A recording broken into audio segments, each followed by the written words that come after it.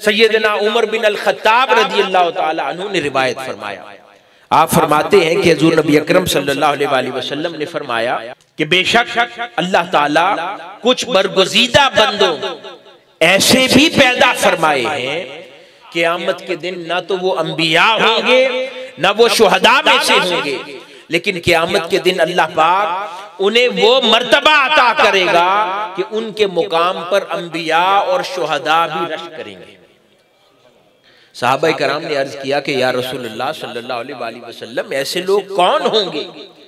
तो रसूलुल्लाह सल्लल्लाहु अलैहि वसल्लम ने फरमाया कि ऐसे लोग वो हैं जिनकी बाहमी मोहब्बत सिर्फ अल्लाह और उसकी खातिर करते हैं, किसी रिश्तेदारी या माली लेन देन की वजह से आपस में मोहब्बत नहीं करते, वो लोग हैं। फिर फरमाया कि अल्लाह ताला की कसम उनके चेहरे नूर से मुज़य्यन होंगे और वो नूर के टीलों पर होंगे, उनको कोई खौफ नहीं होगा।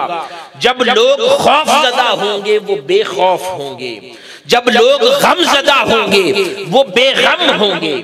और फिर आपने ये आयत मुबारका आका अलैहिस्सलातु वस्सलाम ने तिलावत फरमाई कि अला इन्ना औलिया अल्लाहि ला खौफुन अलैहिम वला हुम यहज़नून, कि खबरदार बेशक औलिया अल्लाह पर ना कोई खौफ है और ना वो रंजीदा और गमजदा होते हैं।